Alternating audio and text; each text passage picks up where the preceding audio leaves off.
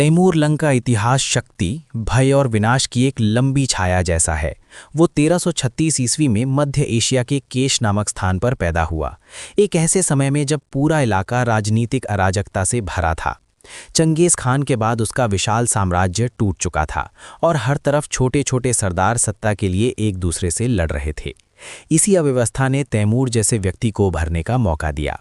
बचपन से ही उसने देखा कि ताकत ही सच है और जो डर पैदा करता है वही शासन करता है। यही सोच आगे चलकर उसके पूरे जीवन और उसकी नीतियों की नींव बनी। युवावस्था में लगी चोट के कारण तैमूर लंगड़ा हो गया, लेकिन ये कमजोरी उसके दिमाग में कभी नहीं उतरी। उल्टा ये अपमान और पीड़ा उसके भीतर एक अजीब सी क्रूर महत्वाकांक्षा बनकर बैठ गई। वो खुद को चंगेज खान का उत्तराधिकारी मानता था, भले ही वो सीधे उसके वंश से न जुड़ा हो।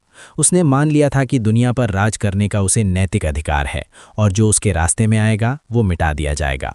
1370 ईस्वी में जब उसने समरकंद को अपनी राजधानी बनाया, उसी क्षण से मध्य एशिया में एक ऐसे युग की शुरुआत हुई जिसमें तलवार कानून से ऊपर थी। तैमूर की सबसे खतरनाक बात उसकी डर की राजनीति थी। वो केवल युद्ध जीतने पर विश्वास नहीं करता था, वो चाहता था कि उसकी जीत की कहानियां दूर दूर तक फैलें और लोग उसका नाम सुनते ही समर्पण कर दें।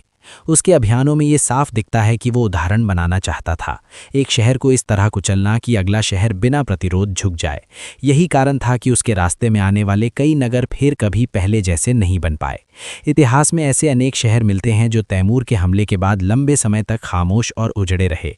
फारस और इराक में उसके अभियानों ने पूरे क्षेत्र की आत्मा को झकझोर दिया। बगदाद, जो कभी ज्ञान, पुस्तकालयों और विद्वानों का केंद्र था, तैमूर के हमले के बाद अपनी पुरानी चमक खो बैठा। दमिश्क जैसे शहर जो सभ्यता और संस्कृति के प्रतीक थे, उसके क्रोध से नहीं बच सके। इन अभियानों के बाद तैमूर को सिर्फ एक विजेता नहीं बल्कि चलता फिरता आतंक माना जाने लगा। उसके सैनिक जहां पहुंचते वहां से पहले डर पहुंच जाता था। भारत पर 1398 ईस्वी में हुआ आक्रमण तैमूर की डार्क हिस्ट्री का सबसे चर्चित अध्याय है। उस समय दिल्ली